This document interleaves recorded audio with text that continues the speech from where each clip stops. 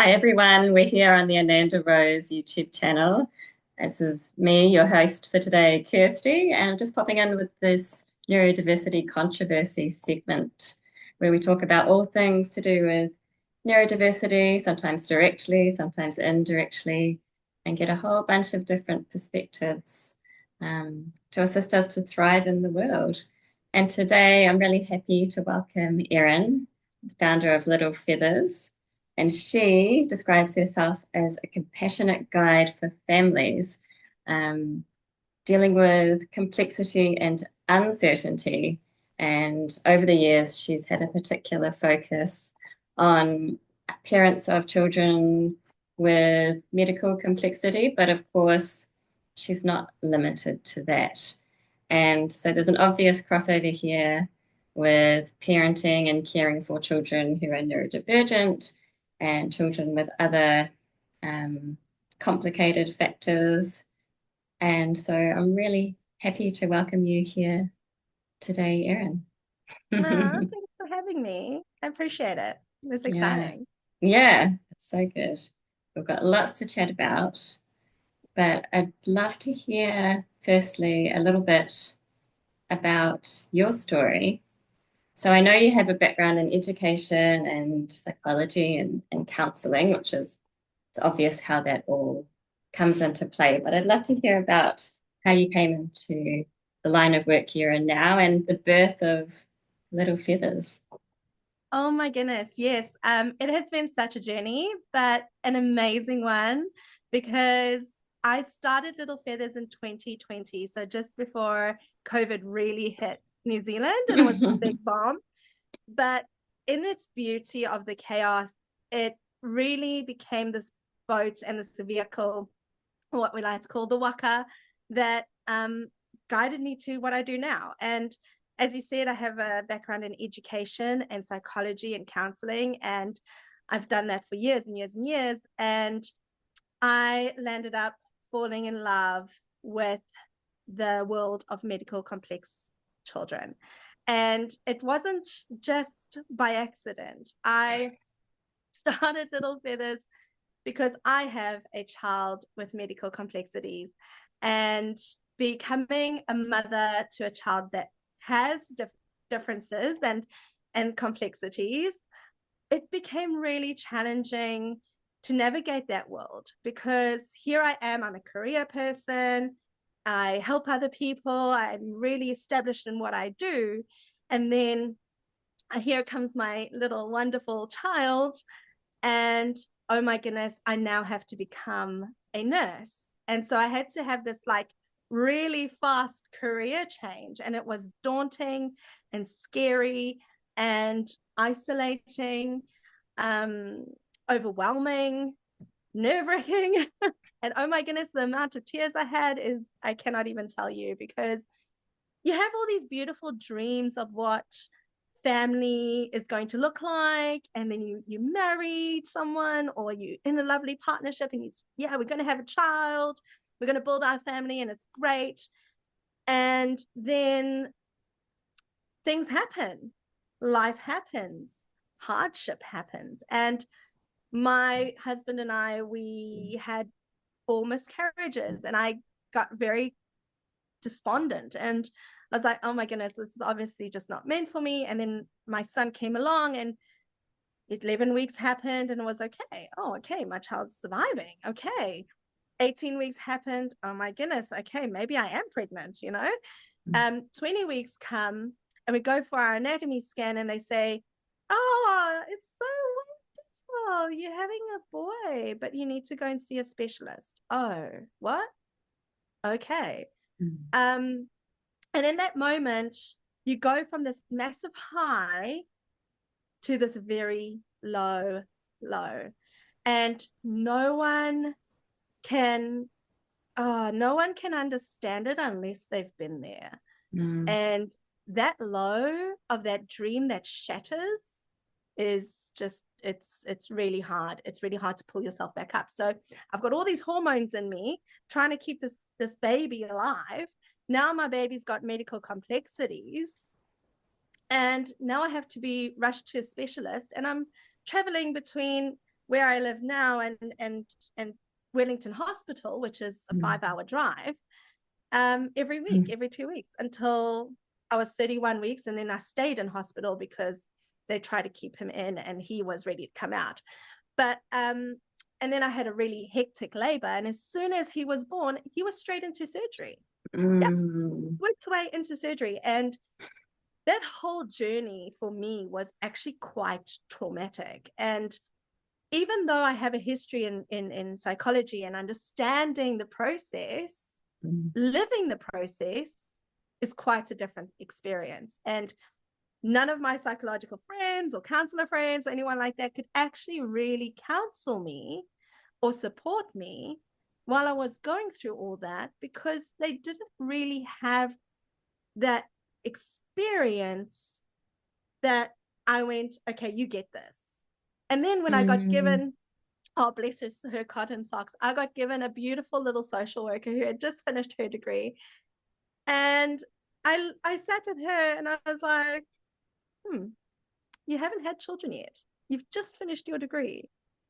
I love you to bits, but I'm sorry, you cannot actually help me here. This is deeper than what I feel you can support me with here. And it was really hard because, like I said, it was a struggle because no one got it. No one understood what I was experiencing. And then not just that, I was experiencing my husband's grief as well, and his experience and his trauma from all of this that I was going through, because my husband's rock is now going through a very shattering experience, and I'm changing very quickly. Now, the person I used to be has now all of a sudden gone through this massive change that through experiences, not through choice. And now he's got to navigate that and navigate the fact that he's now become a father. Like, oh my goodness. So there's so many aspects of my experience that guided me into this. And obviously, being a parent of a medically complex child, I met a lot of families that have medically complex children. And I said, right, I'm going to use my experience and work with them and try and build these gaps and fill in these gaps and these bridges and support the people that need this kind of support from a place of understanding, knowing, and experience. That's real live experience. And that's how I got into what I do now. And Little Feathers has been the waka, the boat and the ship that's guided me, that's helped me do the work I do legitimately. So I'm not just somebody that's popped up out of nowhere that wants to help the world and save everyone. No, I've done it legitimately through the business and through my qualifications and through all the different organizations that I've had to work with and work through. So I've been very blessed and lucky that I have a whole load of different entities out there that I can pull on and draw from to support myself and to support the people I work with. So yeah, here I am. How I got here. Yeah.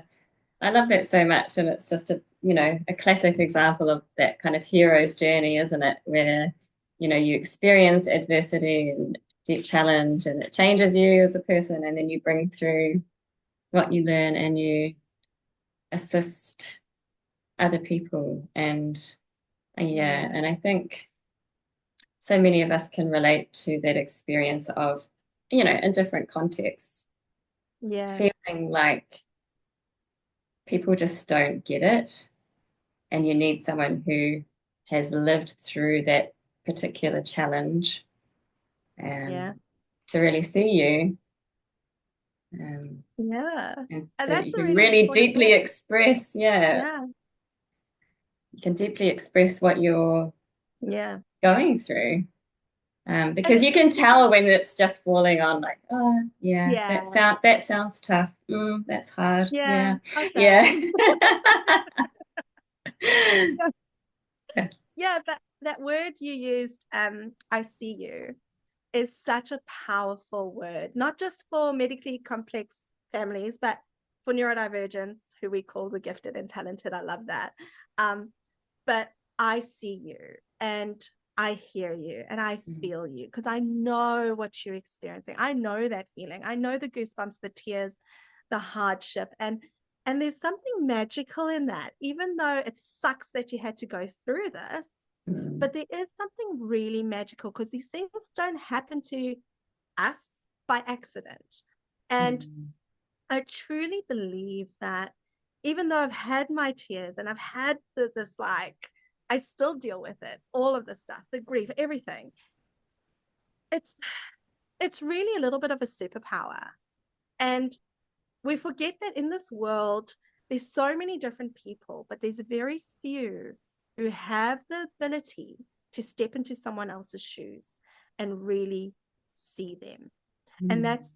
that's so powerful in that word that you used, seeing someone. It's amazing. It's truly amazing. And I've needed people to see me through my journey because, man, I have been broken, like Mm. really on the floor crying, broken.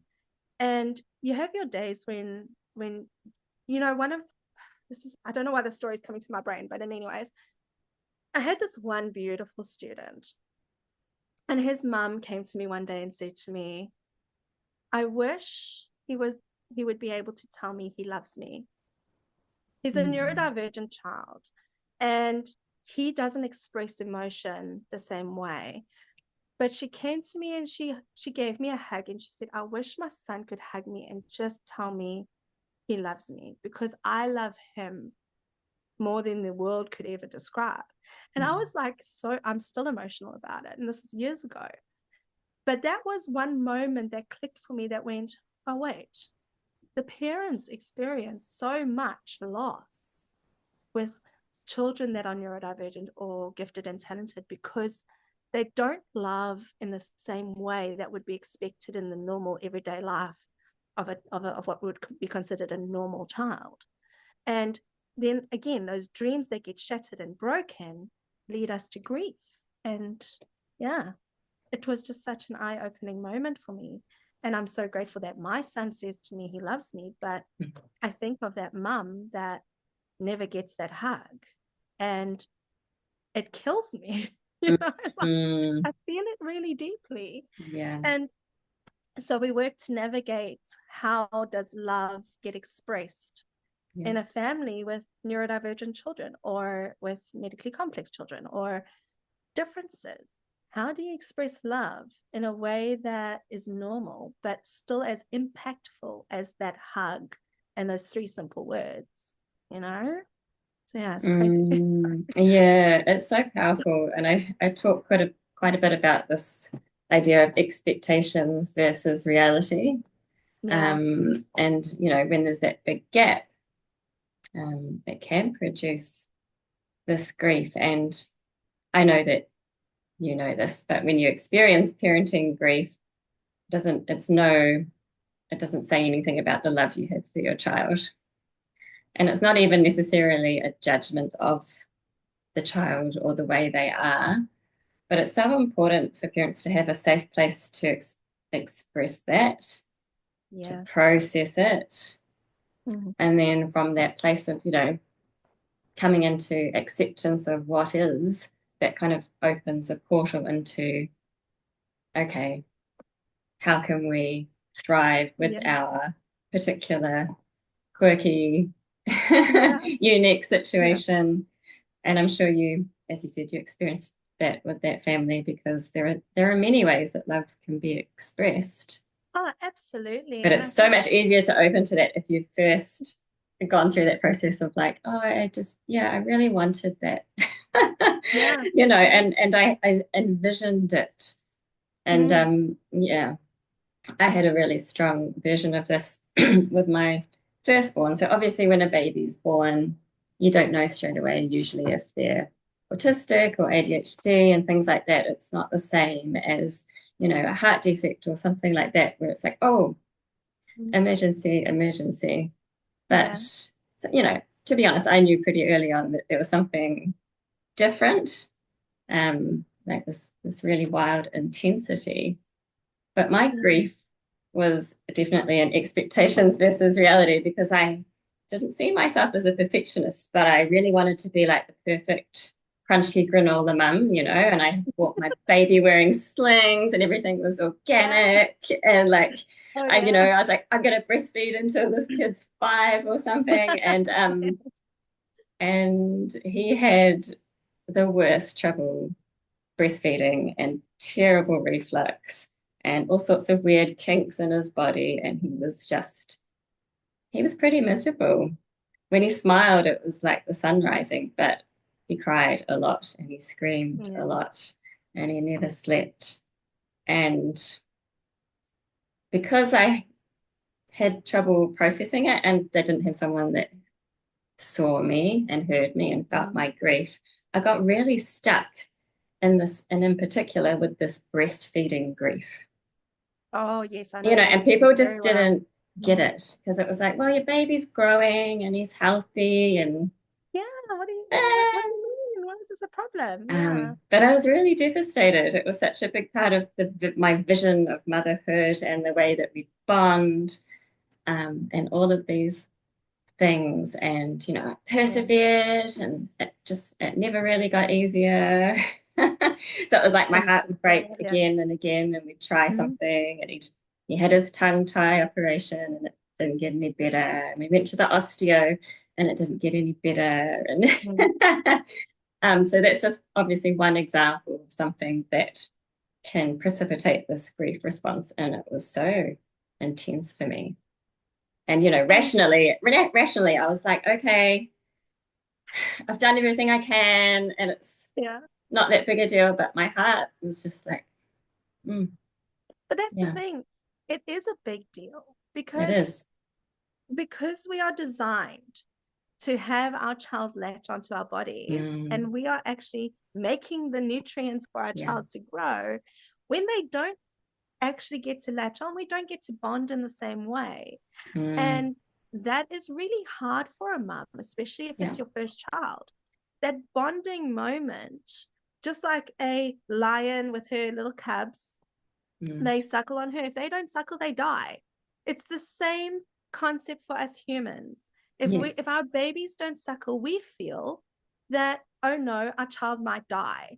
It's the same concept, but people don't give it yes, enough credit for mm, creating that same survival, yeah, fight or flight experience within our bodies. yeah, So when a child doesn't get the opportunity to bond with us and to actually latch on, per se, mm, then we are stressing, we are freaking out because our child in the world of nature would not survive. And now we're dealing with yes, children yes, with yeah, neurodivergence or having mm, medical complexities, going into surgeries. I had the same thing. I couldn't breastfeed. My child mm, was too young to latch, and I had to yeah. constantly pump. And I would sit and cry. And then I'm thinking, is the milk that's coming out of me full of the stress hormone? Yes. You know? I had the same So thing. I was like, oh gosh, that's another thing to feel guilty about, that I'm stressed about it and my exactly, stress is affecting him. And it's, yeah. exactly. But in the natural real world, that is not a natural thing to have happen. So Mm. our bodies go into stress response. And then we're worried about the milk being full of stress hormone. And it's Yeah. just this Yeah. mess. And then, but that's where we got to give ourselves grace and go, thank goodness we have the medical technology we do now. Thank goodness we Mm-mm. have Yeah. amazing people developing amazing formula.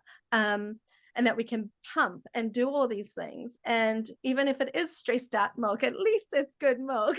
But then we Yeah. have to deal with the effects on our children, and Yeah. oh, it's such a vicious cycle. It is. Yeah. And it's so funny to, I don't know why this came into my head. Imagine if it was the men, they'd just be like, oh, well, I tried my best. Yeah, oh, wow, that's great. Poor kid. Oh, bless their souls, but seriously, Uh, yeah. they have no There's, idea. like they don't, and there's such power in that simplicity sometimes of like being in the moment. Oh, But absolutely. the mum brain is designed to be kind of vigilant and to be assessing all the dangers and to be listening out all the time, and so Yeah. you're already primed for stress, and then when you add in the additional stresses, It It's gets no, really tough. it gets really Mm. hard, and it's no wonder. And so, as you say, so important to have grace and Yeah. find someone to listen to you, find someone who gets it, find But I someone, think yeah. even having grace, this is for me 5 years later, and I can sit here and say, Mm, you no. need to have grace. But when Yeah. you're actually in it, Hmm. someone tells you need to have grace, I want to slap them because they don't know they don't know the stress that you're in that moment. Hmm. And when you're in that space and you're going through all this chaos and all this change, because there's a threefold system to change, and dealing with neurodivergence, medical complex, all those kind of things, you're dealing with change all the time. And so there's this threefold structure um, that I use for transition. And the first one is the internal chaos. So when you experience like something that's going to change your world, you have this internal chaos, like, oh my goodness, this is going to happen. You think the worst.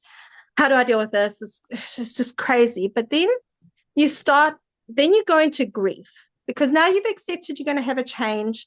And then the grief starts to happen, and you've got to go through the process of grief.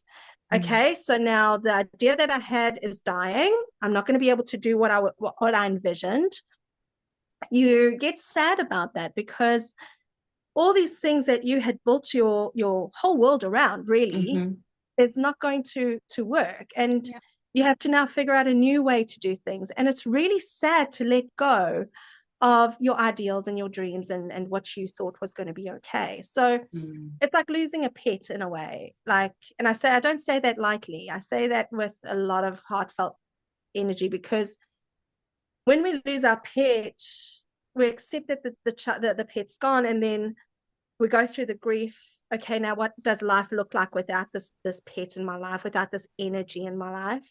So it's the same with us, like when we deal with the medical side of things. Okay, how does our life look like without the normal Mm. things happening? And now it's going to be different. And then you actually have to mourn the pet or the experience or the change. You have to mourn it, because if Yeah. you don't mourn it, it sits inside and it festers and it Mm. causes Hmm. guilt, it causes stress, fight or flight, you get sick in your body. So once you've done that, then you start to build the bridge. After the grief comes the bridge building, and then Hmm. you start to build what your life looks like now.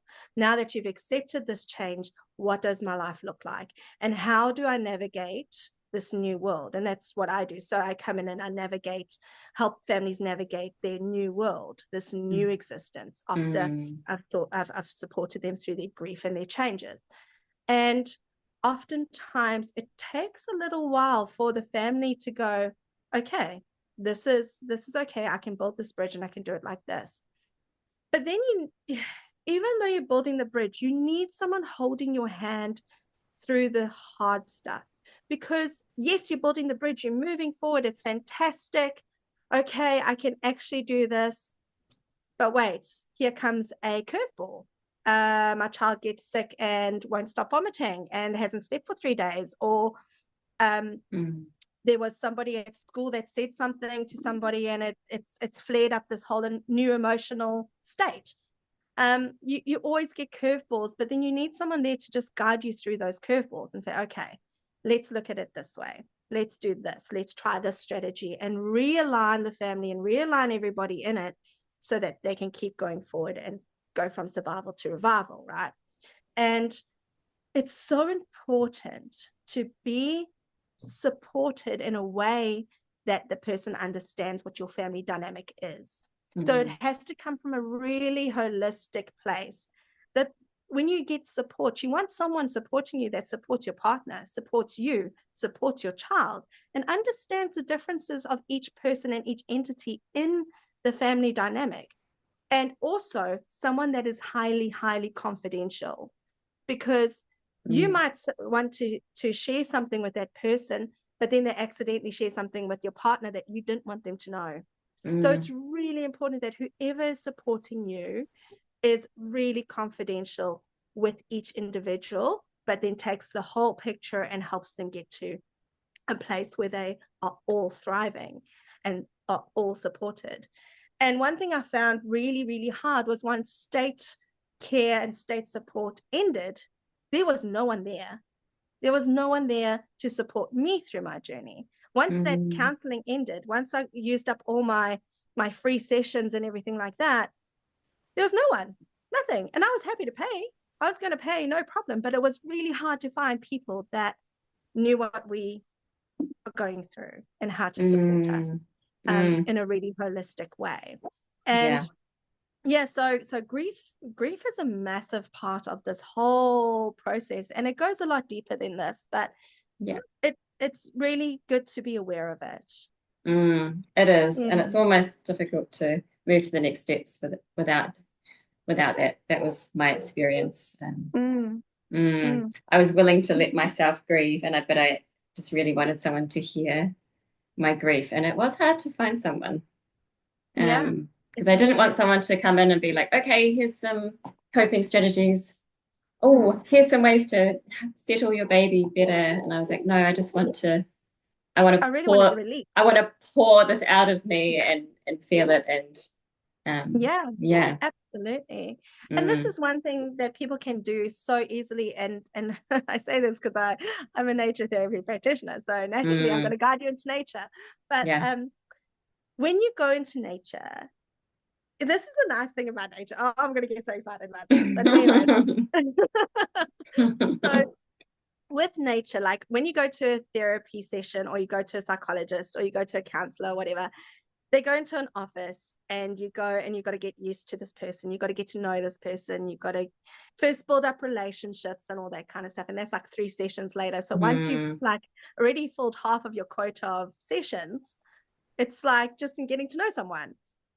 But with nature, when you go out into nature with a therapy practitioner, nature's already a natural place. It's already a safe place. You don't need to first get to know somebody. You don't need to build a relationship because nature's already got a relationship with you. We are nature. It's just it's in our nature. But,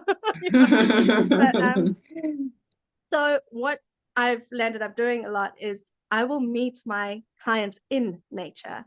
And we go and meet there because they already feel safe. They already feel secure because they are in control. And one thing nature cannot do, it cannot lie. It's not influenced by people and our minds, and it cannot lie to you. But your body, once it's in a natural space, your body actually responds in really unique ways. And this is where we get into the somatic work of therapy. And people get certain twitches, their eyes dilate and things happen. They get goosebumps when they walk past certain plants. And all these things influence your experience and help bring out the stuff that's been holding you in fight, flight, or freeze. So when you're in nature, you can actually scream, you can cry, you can get ugly emotions, and it's okay. Nature just absorbs you and it just takes you in and gives you that hug that we so desperately want because we just want to release all the stuff that's going on for us. And when you do it with a practitioner, oh my word, it's crazy exciting how quickly that release comes. And I can't recommend it more. Get out into nature, please. I love that so much. I can see how working with someone in nature just really kind of exponentiates the results. And of course, most people know that people on the spectrum, ADHD, nearly all of them, not all of them, but most people you talk to would say they do have a very special connection with nature, or even if they don't feel it in that kind of a spiritual or emotional sense, they still feel better if they're spending more time outside. And it's a fairly universal human experience, but it's so powerful. Yeah, I'm definitely a nature girl. I love it so much. I know, so good. Yeah, and I notice it so much with my children, of course, as well, when they are spending more time barefoot outside, doing all those normal kid things, climbing trees, walking in the water. Exactly. Water. Wow, water is so cleansing. And so water to me, besides the fact that it's like purifying and purging, of course, but water when you stand in flowing water, it actually draws out Yeah. things that you didn't even know were in you. And if you take a Mm, moment and just get quiet, you'll feel it coming out of your body, yeah. and you just breathe through it. And it's so amazing. Like, oh, so good. Yes, it is so emotionally cleansing, isn't it? It's my dream to live kind of walking distance to a body of water so I can just throw myself in Yeah. every day. I always feel so much better Yeah. after a swim. So And I'm not, good. yeah, and I'm not a strong swimmer. I'm not a surfer, but as you say, it's just so cleansing, so peaceful. Yeah. Yeah, absolutely. It's quite amazing. And I think doing using the elements has a lot of power in it, Mm, regardless of what you believe spiritually or whatever. But the mm, science of the elements is really profound in who who we are in our makeup and how we respond to each one. The science of it is mind blowing. It's like totally up my alley. I love that stuff. But it's like fire has its place in our body. You know how when, especially when women go through menopause and things like that, that oh, fire that we I don't know. neither do I. But you know, like that fire in the body and in the belly, the air that we breathe doing breath work, water doing, if you're brave enough to do ice baths, and I would Hmm. highly recommend it. Yeah. But if not, try and get into a swimming pool and go and have a swim. It's really cleansing. Then the earth, grounding those frequencies that our body is actually really in tune with. At the moment we are not connected to the earth, our body is not aligned. It really makes a big Mm, mess. You know? If we don't get into nature, we're going to have a problem. And yeah. then, of course, there's the spirituality aspect, the what you believe and your values and who you are and what's created you to be who you are today. And all these things actually really influence you as a parent and influence how you take on the challenges of having a neurodivergent child or take on the challenges of having a medically complex child. And so when you actually step back and you look at yourself, okay, who am I? Because we tend to lose ourselves as Mm, mothers, we hmm. tend to lose who we really naturally are because now we're in this whole new world. When we step back, come back to who we are, and we go, okay, if I use my magic, which is my elements, who I am, what's created me, and I use that to start a parent in this particular way, let's see how my child responds to it. Because your child has got those exact same Mm, things inside of them because you have given it to them. They've inherited it from you. And mm, oftentimes that's where a lot of clashes come in because we forget we want to be this kind of parent, but our child is not that kind of child. Our child is actually made up of who we are. So we need to come back to who we are so that we can parent our child the way that they need to be parented. And coming to that connection is really, really powerful, and getting to know who we are, finding our path again as individuals, as women, as mothers, mm. as parents, so we can Yeah, be there for our child. It's a big thing. it is. And it's such a powerful catalyst for growth when you have these parenting challenges. And of course, you Mm. can become completely overwhelmed, and that can happen Yeah. temporarily. And it's all right because you'll come back. Might take some time. Definitely took some Yeah. time for me. I was really in Oh yeah. survival mode for years, and it was, it was because of the sheer logistics, the lack of sleep, the lack of Yeah. regular support, just high intensity. But I don't know, just a little ray of light. I was so overwhelmed, and even if it takes some time, it gets easier. Because I was Yeah. that person, people would be like, "It gets easier," and I was like, "Still waiting." It's not easy. And they'd give these kind of arbitrary ages where it gets easier, and I was like, hmm. Still here. Oh, I laugh about it now, eh? But Yeah, yeah, that's right. when you're in it, it's really, really tough. It's really It, tough. And that's right. Same. Yeah, it was so painful for so long, and now I can laugh. Um, but I did have some people say things to me like, "Oh, you'll look back, and this will just be a blip on the radar." To be honest, I look back and I think, How did I do that?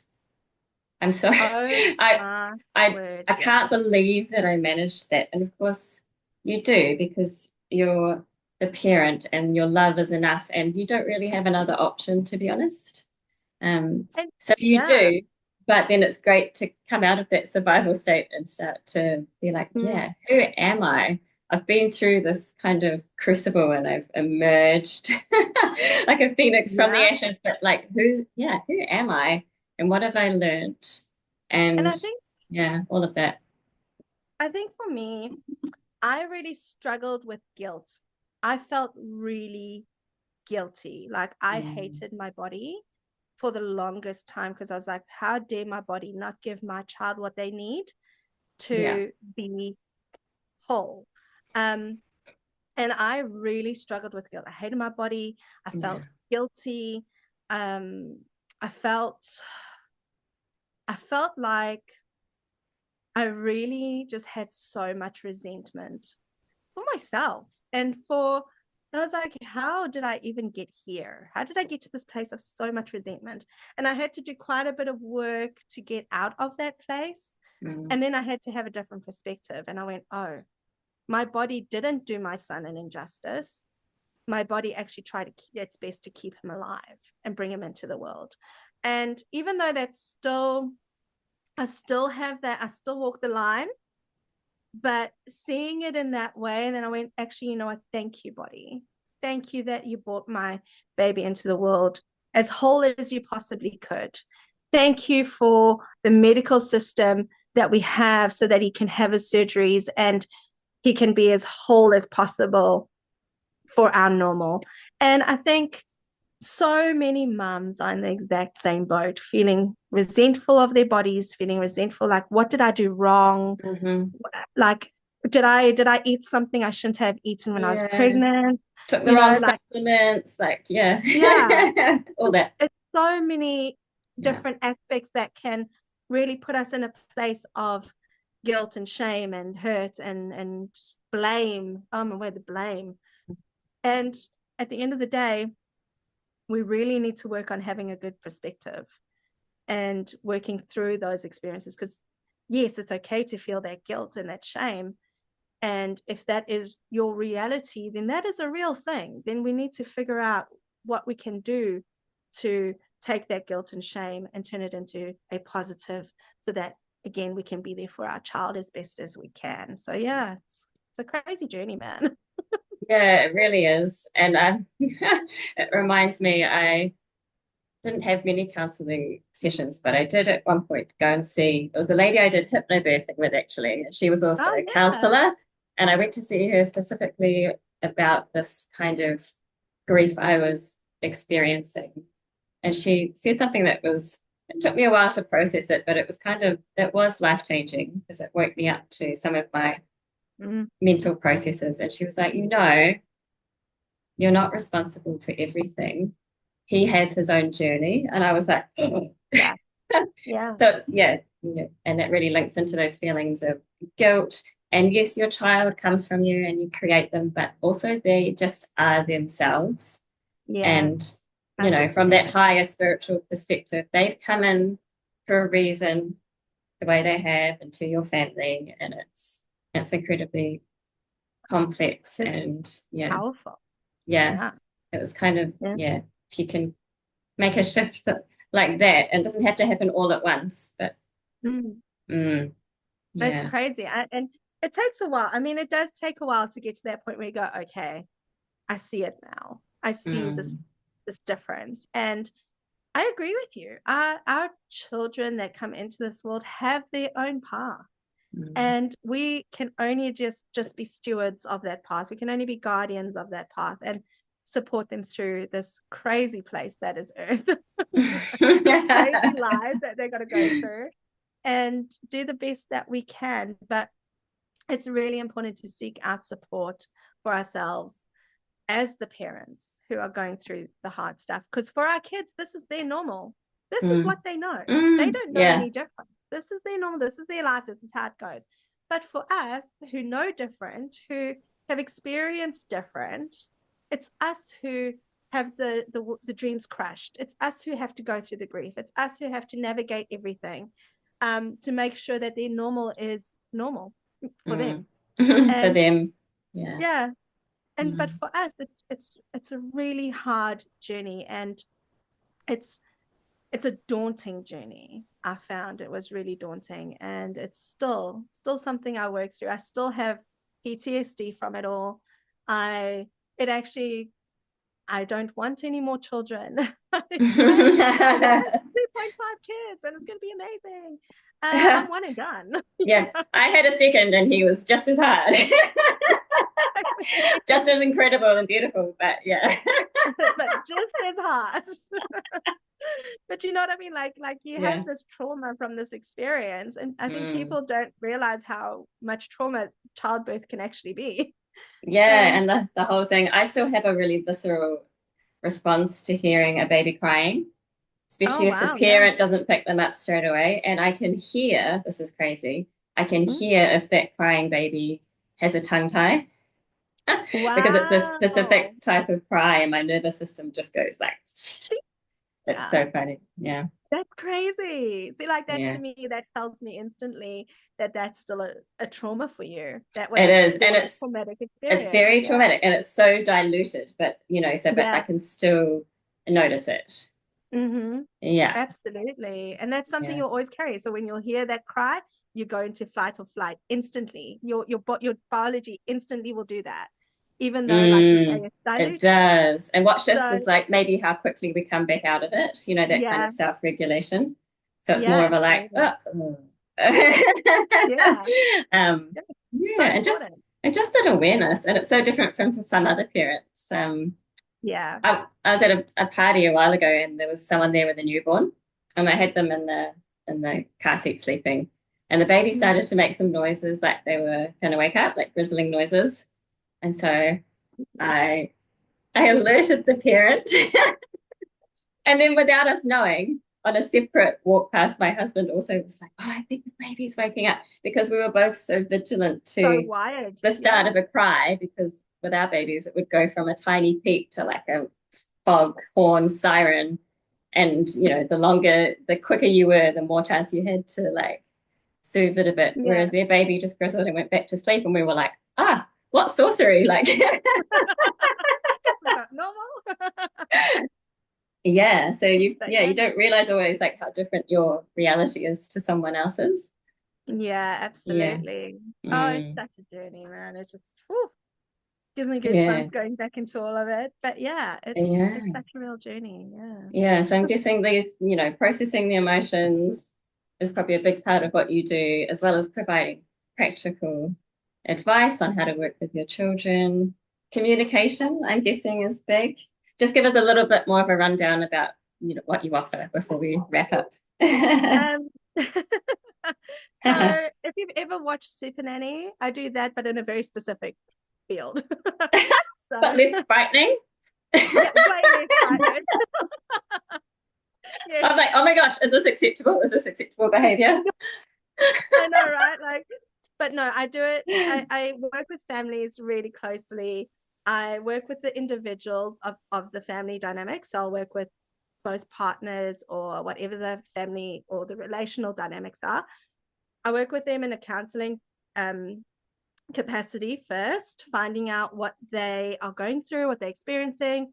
I work then with children of the family. So I either do work through the parent, so supporting the parent to do the work, or I will be a role model and guide for the child. So I'll do lots of role modeling, and then helping them get to where they want to be. So what is their family goal?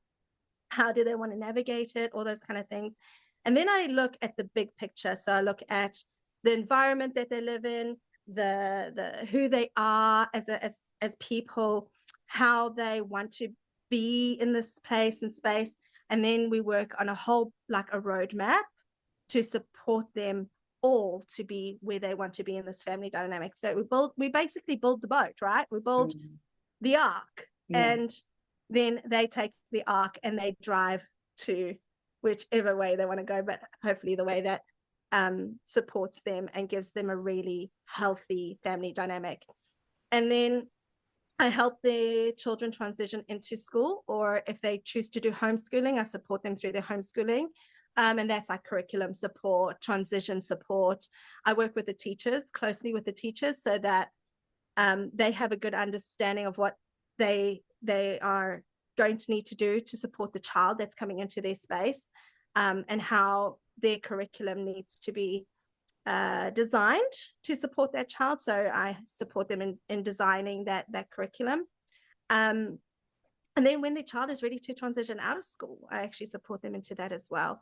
So there's so many different things that families go through. And then obviously, like we spoke about grief, we spoke about dealing with emotions and conflict. This was another big one that I deal with quite a lot, is conflict between the children and child and parents, and conflict between parents and parents, or conflict between parents, carer, and grandparents, because grandparents have a massive role to play. And so when we have conflict in those spaces, I give the strategies to work through that conflict and understand where that conflict is coming from. Because once you understand what is causing that conflict, you can easily, what we say, name it to tame it. It's the same with behaviors.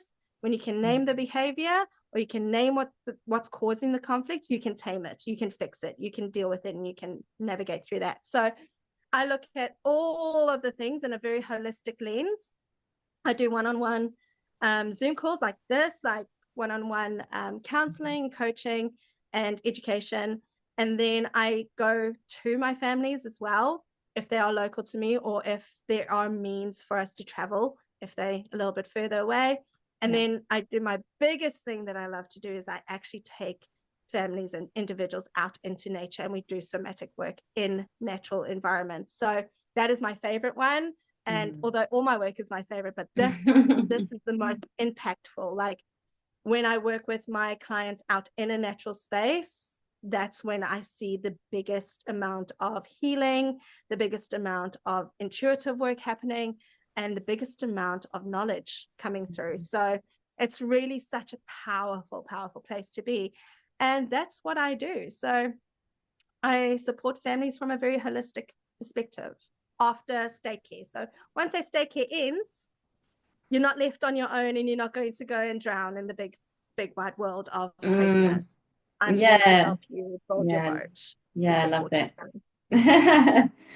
Oh yeah, I love that so much. It's such important work. So incredible to have that big holistic picture, and I can see that you bring so much heart to it, Love it. We've just been chatting for whatever, 45 minutes, and I feel like, you're my sister from another mister, so I can see how you just put people at ease, and it's amazing. So thank you so much for sharing with us today, and maybe we'll chat again if you feel to, maybe on a specific topic. We'll see how we go. And of course, whatever Erin wants to share in terms of links for her website or other ways you can get in touch with her, they will be in the description box, so you can find out more about her and maybe get in touch for some amazing support. So anything you want to add, Erin, before we...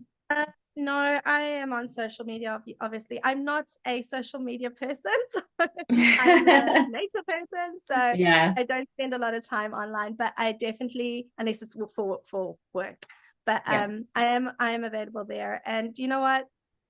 Oh,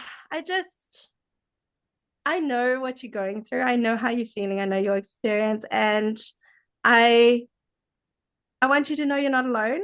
You're really not alone. We are all so crazily connected, and it's in such a beautiful way. It's just bringing out the beauty in it. Really, it is. And I can't wait to meet you guys and speak to you and share the journey with you. So sending you the biggest heartfelt load of love.